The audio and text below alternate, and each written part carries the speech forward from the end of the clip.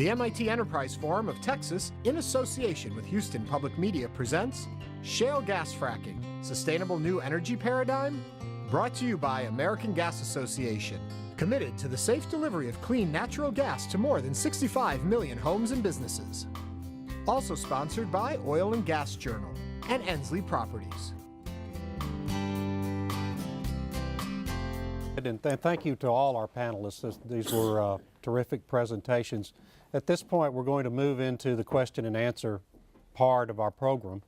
I'll begin by posing some questions to the panelists. For those of you in the audience, if you do have a question, there is a microphone here at the front, and in a few minutes we'll move to questions from the audience and allow you to ask these folks what's on your mind as well. I'm going to start with just kind of a global question about the potential for the shale revolution that we're seeing all over the country, in Texas probably more than anywhere else, to transform the energy picture for the world, frankly. And ever since the Nixon administration, every president has talked about the quest for energy independence here in the United States, and or even energy security for North America. And I just would like to get y'all's opinion on whether you think it really is achievable. We've seen reports recently and a couple of studies this year that seem to indicate that might be feasible within the next 15 to 20 years. And I just wonder what your opinions on that are. Start with Mark. Well, whether we can achieve 100% energy independence, I think is a hard question to answer right now. I do think that we can have a dramatic reduction in the amount of energy that we have to import from overseas. So will it, make us energy independent? I think to the extent that your definition is 100%, I think that'd be kind of tough. Yeah. But I do think that it is very feasible to dramatically reduce the amount that we do import. Dr. Hill? I think it's certainly possible. This forum is about shale gas, but another important thing going on, tremendously important, is a parallel oil from shale industry and growth with the same technology, of course, fracturing long horizontal well. And the oil production is increasing very rapidly now from these reservoirs. One little example from another meeting I was in this morning. A executive from Petrobras America mentioned a Texas refinery, a relatively small refinery that processes 100,000 barrels a day of crude oil. 1 year ago, it was all imported oil, and now it's 100% Eagle Ford shale oil. So, so with the development of oil from these reservoirs, with increasing deep water production and the gas contribution, it's doable. Jim, any thoughts on that particular question? Clearly, increased domestic production is making a dent in oil imports. We ought to say the number one thing that's going to make a difference over the next 15 years are the Obama administration CAFE standards that will double the efficiency of automobiles and light-duty trucks. That number is staggering. And you add that to the additional domestic production, and you add that to things like electrification of vehicles, us being smarter with how we use our electricity.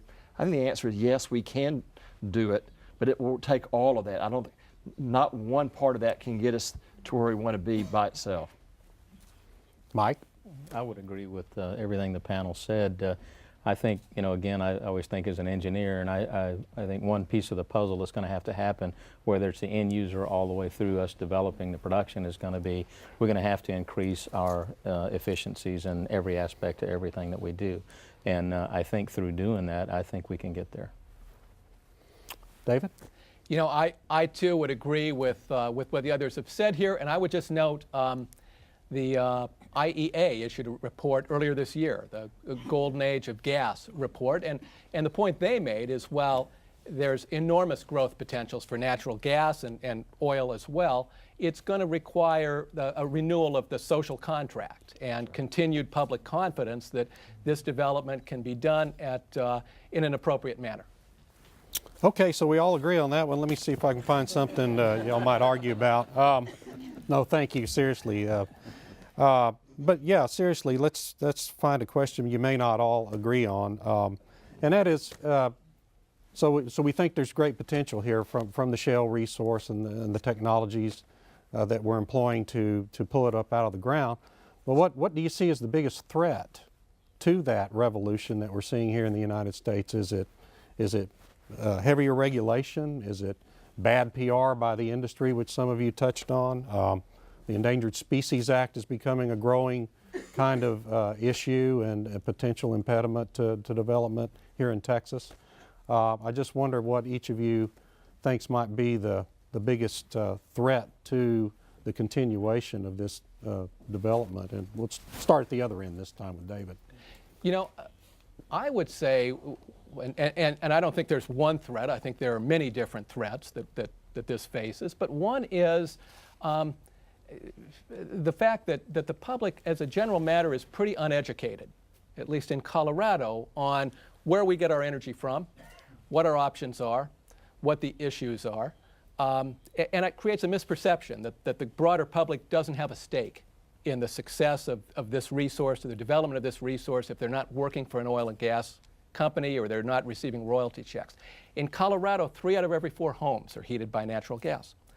About 25% of the electricity we use is produced by natural gas. We have 5 million registered motor vehicles. So everybody in the state consumes this energy and has a stake in seeing the energy production increase in a responsible manner.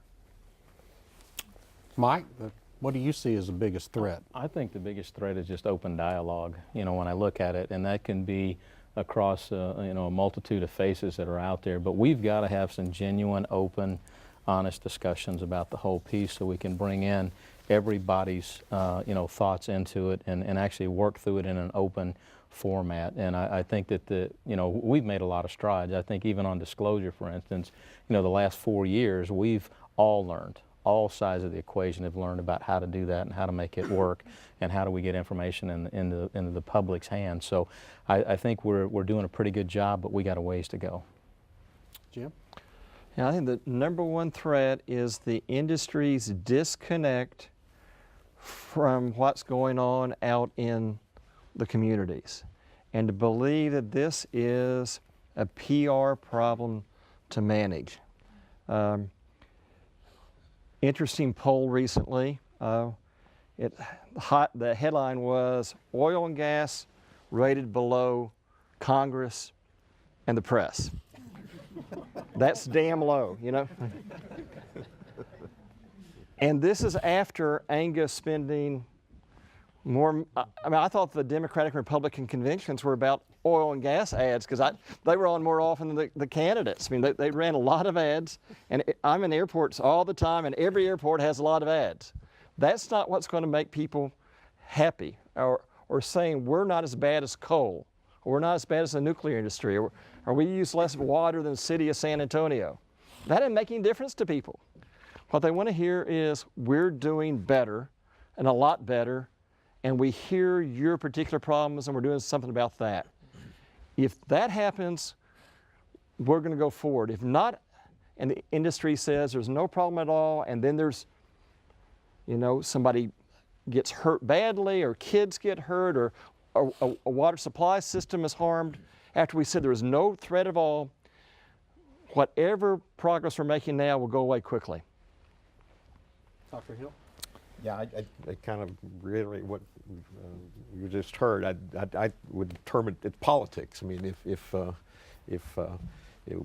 this industry could be politically slowed down tremendously, and certainly if there was any kind of a disaster situation onshore with a shale well, that of course would be, it could lead to Macondo type reaction. It's hard to imagine anything like that with the huge difference in the environments, but something like that could be a huge impediment. Yeah.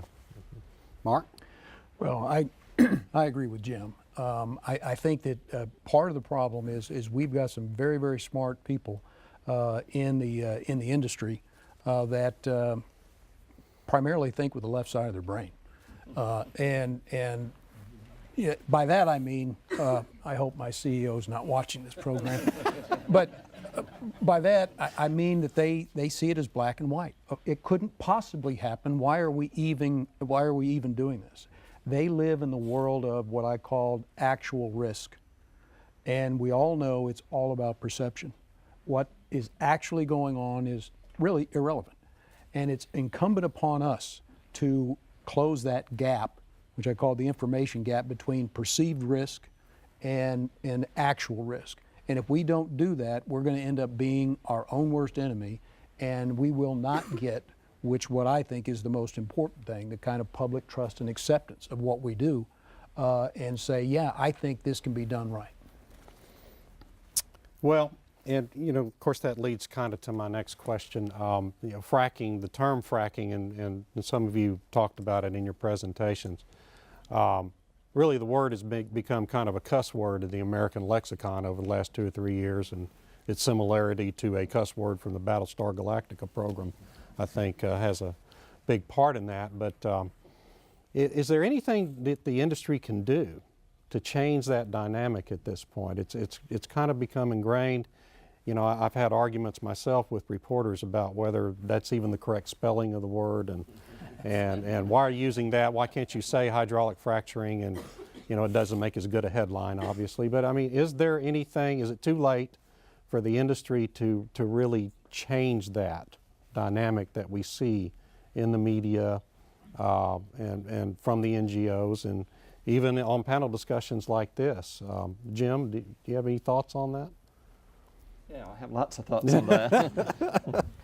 Well, the first thing is never say never. You don't say it's without risk. So talk about it as any other industrial activity with risk. We're going to mitigate. And I also think we will say that if somebody is harmed, we as a society will take care of them.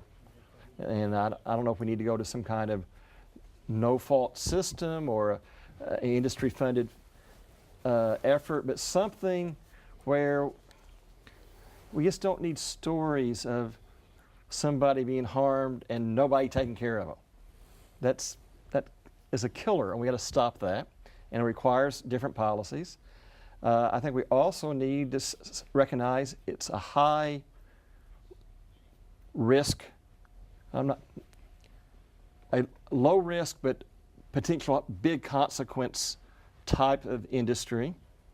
The idea that a house could actually have methane gather under it, and maybe it could happen because there's bad seismic job or something. We got to recognize that, and that something could happen there, and that we need then to work hard to have our story be that we're willing to have new regulations that take care of that problem. And claiming that there's a war on natural gas that some people in the industry are claiming now means that rather than us work with the industry, we would go back and defend the administration for doing something we ask them to do, particularly if they're following the Colorado rules. I mean, how bad are the rules if they're following Colorado or Wyoming? I mean, come on now.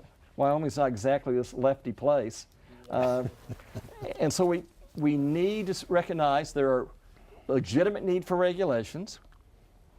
We ought to make sure they're smart, and where the states are doing a good job, we ought to leave it to the states. But to say that there's no role for the federal government, or this is some kind of conspiracy to harm an industry, ups the ante and makes people on our side have to fight with people who could otherwise be our friends.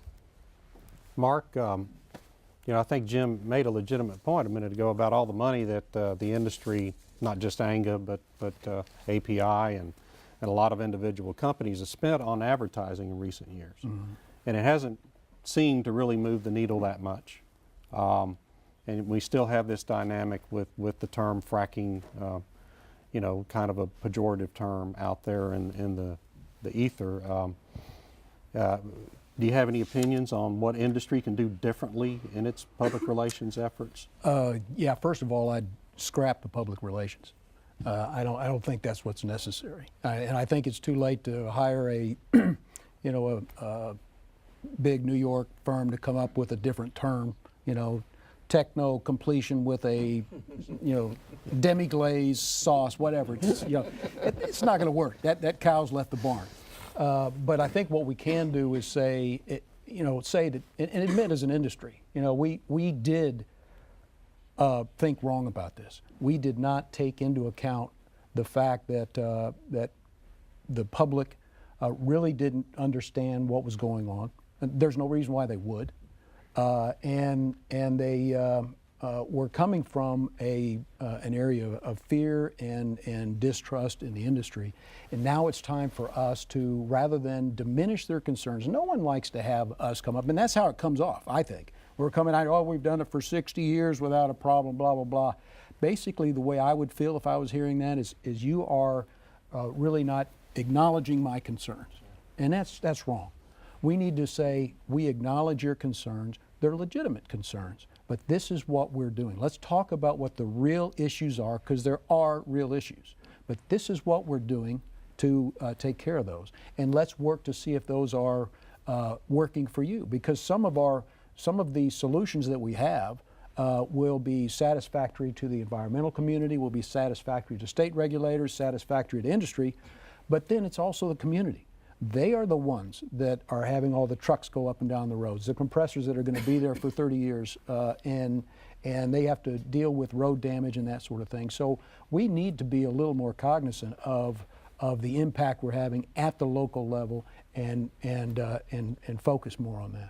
David Neslin is someone who just, spent, 2 years or more going through a regulatory process, a revamping of Colorado's regulations. I know this dynamic had to play a big role and probably was a significant impediment to your efforts and probably extended those efforts, along with the politics driving the policy.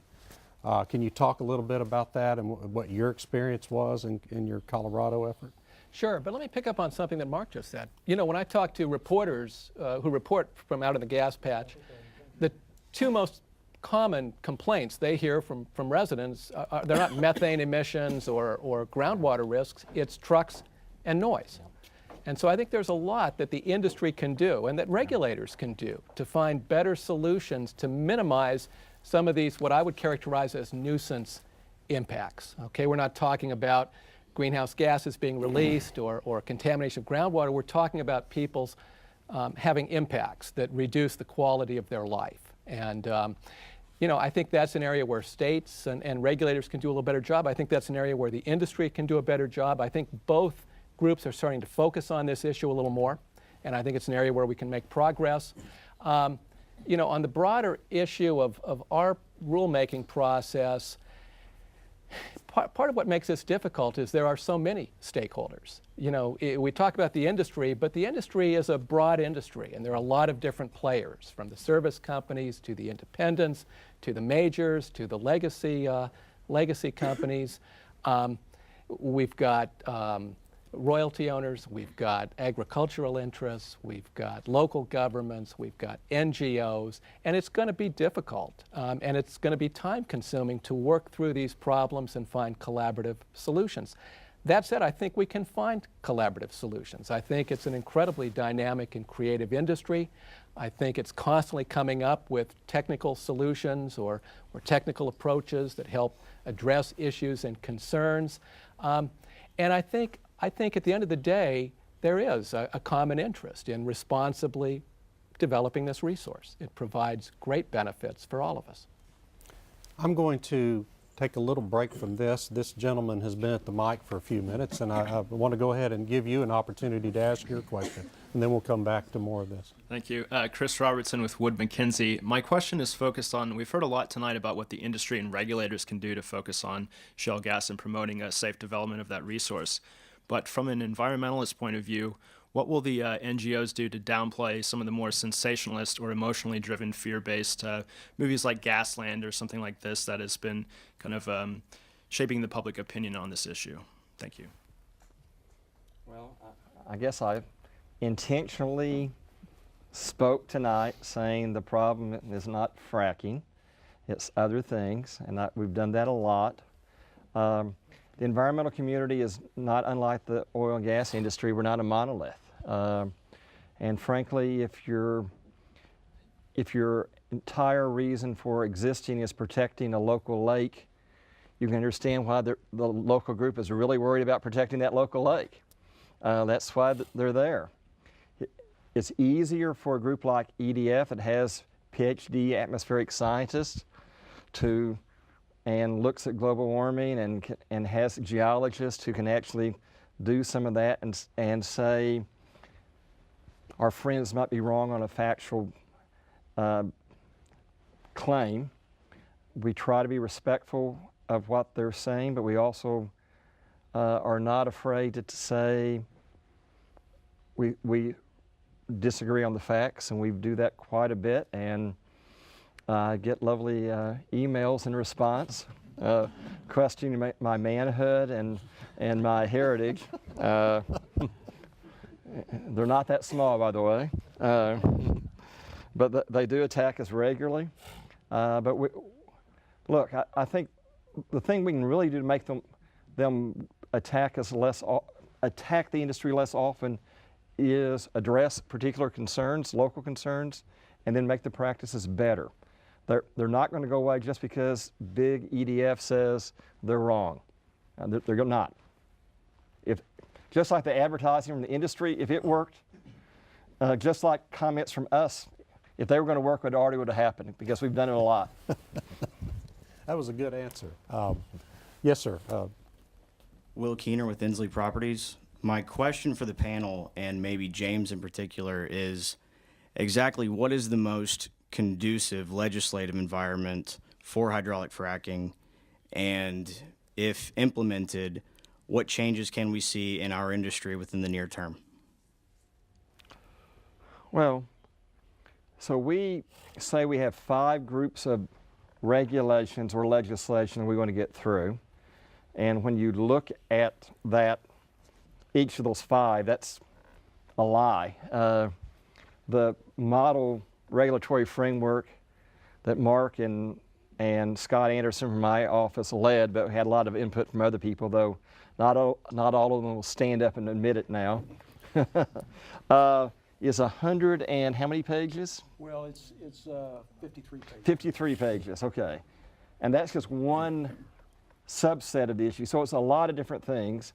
I guess from our point of view, I think what the most important thing is to deal with the problems that are actually happening to water and to dispel that they're coming from fracking, and that means operations and well integrity. I think to keep the large environmental group saying natural gas is better, you better be doing something about climate change or we're going to get bored pretty quickly. And then I think you need to do something about the local problems that David talked about. We've got to get fewer trucks and less noise and less bridges breaking down, less light waking people up in the middle of the night. We got to do some of that, or we're never going to get the grassroots people calmed down at all. That's where I'd start. Yes, sir. Your question. Bill Schlesing with KBC Advanced Technologies, and also a member of the Oil and Gas Journal's Editorial Advisory Board. Mark, you made a comment about the challenge of difference between perception and reality and how that impacts the industry. And one thing we haven't heard about for a number of years is a few years back there was a lot of seismic activity in many parts of the U.S. that in places the public generally didn't expect to see seismic activity. And at the time, fracking was blamed as the potential cause for some of this increased seismic activity. So I guess my question is to you, Mark, and other members of the panel, is that really a valid assertion? Do we know? Is that still kind of a big unknown at this point in time? I don't know that it's that much of an unknown. I've looked at this fairly extensively, and I think it's one of those things, again, where people have said, well, it's fracking, everything's fracking, because There's that word. I mean, it's just a lovely word to hang every bad thing on. I mean, the plague, it's fracking. It's, you know, it's that sort of thing. But it's really not fracking. One of the things, and I don't remember the gentleman that put it in really nice terms for people to kind of relate to, and that is when you have these shear events that Mike was talking about, that you have to have very sensitive listening devices down a hole to hear. When you have those little shear events, the energy released when you have that shear event is equivalent to taking a gallon of milk at chest high and dropping it to the floor. So one might be able to conclude from that it's very, very unlikely for the hydraulic fracturing itself to cause a problem. Now, does that mean that there aren't any issues relating to the whole process? Well, I think it's pretty clear that there is some issues on disposal, water disposal.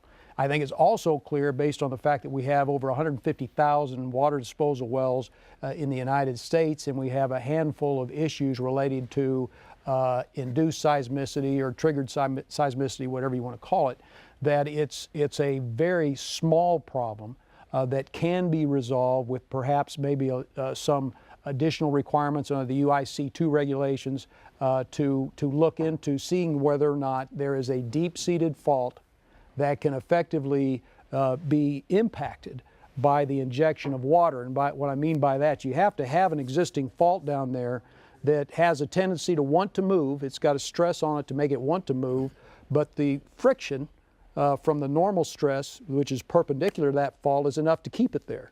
But when the disposal water comes down into that fault, it creates pore pressure that pushes against this way, so the net amount that was keeping it there isn't enough anymore, and it slips. And so I think that siting the disposal wells in areas that do not have a history of seismicity and making clear, more sure of that, I think will resolve that problem. I see a lot of nodding heads on the panel. Does anyone else want to add anything, Dr. Hill? Some pretty clear studies of this, that in fact it is activation of existing faults from water disposal that has caused this seismic activity. And that was Professor Holges' analogy, the milk, dropping the milk jug. And so the seismic activity that we measure routinely during fracturing is many orders of magnitude less than, you know, the lowest Richter scale kind of a measurement that you could feel on the surface. I do think it's important that we don't claim no problem whatsoever. I tried that last night with a friend who was yelling at me about EDF's position on fracking, and she asked about what, she was calling from California late last night to tell me I was wrong, and she brought up earthquakes, and I said, oh, that's from the disposal wells, not from fracking. And I could hear her rolling her eyes over the telephone. To her, it's the same thing. Sure. I made a mistake there trying to downplay that. I do think, in addition to siting, we can also apparently, if you would reduce the pressure, the amount, the rate you're putting the water down into the hole makes a big difference. We might want to have a little regulation there. Again, it costs almost nothing to change that. And if we can reduce the earthquakes and say we're doing something about it, it will help a lot, I think. Well, one of the things I'd like to be clear about is the science just doesn't support it from a hydraulic fracturing standpoint. You know, as we demonstrated on some of the slides we have, we understand the energy that we inject in the earth when we're fracturing. So the science doesn't support that hydraulic fracturing causes earthquakes. But at the end of the day, what you do know is that on the disposal side, which is a totally separate type operation, is that there's some science around that supports that you can cause those by injection over a long duration of time. So I think it's a way. I was just listening to the panel talk here, and it would be easy for me even to get confused just by what we said, because we know what we're talking about, at least we think we do. Now we know what we're talking about. Acronyms, right? Yeah, we talk with acronyms and everything else, and it'll be easy to get lost in that equation, right? But there's a definite separation between hydraulic fracturing and disposal activities. And there's SPE papers, there's been a lot of information that's been written out there. If you ever want to get just bored to tears or need to go to sleep, you can read some of that. David, anything to add? You know, really, let me just make the note that obviously this exemplifies the point several people have made, that people use hydraulic fracturing to mean different things. And I think this is an example of that people are raising this issue.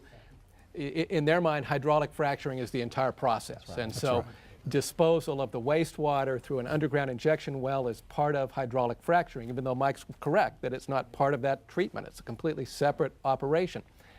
You know, in Colorado, we took a look at this spring. We adopted some new requirements for the UI underground injection permitting process. We now have the state geologists take a look, as Mark said, to check for faults, to ensure that there are no faults at the injection site. So I think it's an issue that can be dealt with in a responsible and efficient manner. Do we have time for one more question, or? Okay.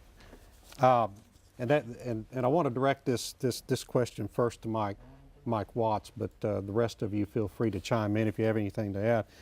Water in Texas, as we all know, is a very significant issue with the drought.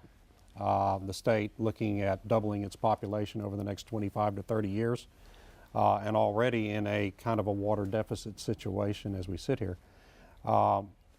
You know, we hear a lot of information about water in the press and in the political realm. It doesn't seem that the oil and gas industry's use of water is a big percentage of the overall water use, and yet it gets a lot of attention, right? Because we're very visible in these communities. And Mike, I just wanted to let you talk a little bit about the kinds of things Halliburton has done in areas like the Eagle Ford and West Texas that are kind of water poor areas to begin with, to reduce the use of fresh water in hydraulic frac jobs. Well, what I'd like to say is that, you know, we could quote statistics that the industry uses less than 1%, and I think in the Barnett at its peak it was less than 3% of the total water usage. But in general, when you look at what goes on within a region, and this is one of the things that the regulators have to make sure that happens, is that you have to have a localized and regional water management plan that's in place that takes annual considerations, it takes these other pieces into consideration. And it's through that process that the industry works with local agencies and the like to understand the needs of the water that you've got in that area. So from a macro perspective, you have to have a water management plan in place in order to allow these kind of activities that go on. But what I would say is that, you know, I go back and I talk about the science, and I've got a chemistry background, and I get excited when I start thinking of some of the things we're doing with our abilities to take fresh water and frack with them, as we've all done, right? And we all understand that. Well, if we can take some of the flowback waters and actually treat them, and we say in this particular case, less is more. We try to treat them minimally just to get them back, not to potable water standards, but get them back to where we can reuse that and recycle those fluids as we go on. And I'm convinced that we're going to see some massive increases in the percentages of recycled water just through some kind of what I call black box technologies. This is what the water looks like going in, this is what it looks like going out, and how we can take it and frack with it. But beyond that, we've had issues with running, you know, I just call them ancient seas and everything, that have really high chlorides, you know, 200, 300 parts per million in them.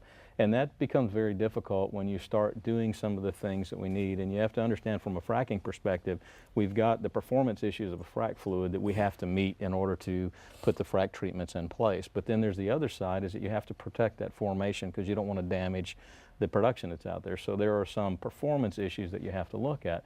But I can tell you that we're making strides to where I'm pretty comfortable that we can get in the 200,000 range today. And some of my folks in the lab back there will start looking at things. But you know, when you take things where you're looking at the amount of sodium and high concentrations of calcium and other pieces that are in the waters, we're actually starting to figure that out. So I think what that's going to do, what does that mean to the public? We can actually start using deeper water sources that you'd never use for irrigation or anything like that. We can stop using surface waters and rivers and things like that. So I think what you'll see over the next, I'm going to say 5 to 10 years for sure, is that you're going to see some dramatic increases in the water sources that the industry uses. So we'll cut down on the amount of fresh water that we have. And this is part of that evolution that you'll see. Dr. Hill, I know that there's been a lot of research done at Texas A&M on this question. Absolutely. I was just going to add that there's a huge amount of research going on throughout the industry and academia aimed at reducing the water requirements, being able to use more saline, non-potable waters. We have a portable van in Pennsylvania right now doing tests on treating flowback water to reuse it. So I think we're going to see the water volumes come down, and not just, this doesn't just help water. I mean, the big environmental hazard is all this surface activity, all these trucks and things. So anything that reduces the volume of the materials needed is going to help. Well, I think that another parallel to that too, that I just thought about, is that every ounce of water that we recycle is an ounce of water that's not disposed of. So when we were talking about seismic, you're talking about trucking, you're talking about all these other issues that are out there. The more that we can increase that, the better off we're going to be. So it's the whole life cycle of water management that we have to look at.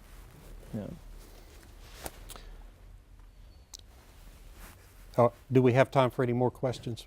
Or should I? Okay. Well, gentlemen, thank you very much. This has been a terrific discussion, and appreciate all of you coming out here tonight. Let's have one more round of applause for our panel.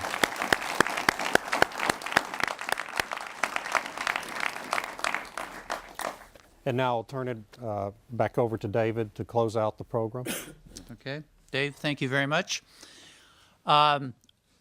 I thought this was a great program. I really appreciate all the panelists in your presentations and the discussion afterwards. This is the kind of program that the MIT Enterprise Forum really likes to put on. So I appreciate all your coming and your time and your effort. In addition to the panelists, I'd like to say thank you to Channel 8. This is the first time we've done a program with Channel 8. And I hope there are a lot more programs that we do together with it, because I think this turned out very well. In particular, I'd like to thank Lisa Shoemate, who's the General Manager and Executive Director for Channel 8. She was very supportive of us doing a program together. And then the other person I'd like to thank is Josh Adams at Channel 8, who's the Executive Producer. And he was very good to work with and very helpful. And I can't say enough about working with Channel 8. Now, I hope you've been inspired by the program tonight and want to be part of the MIT Enterprise Forum in many ways. And if you're inspired to the point where you'd like to become a sponsor or a member, or actually volunteer to help us plan some of these flagship events, please see us afterwards. See myself, Niall, or any other people who have committee badges on. And you can also drop a card off in the exit. Dale Wilkins is out there. He has some bowls. You can put your business card in and say, I'd like to be a member, or I'd like to be a sponsor, or whatnot. But I thank you all very much for coming tonight. And again, I thank our panelists, and please drive home safely. Thank you.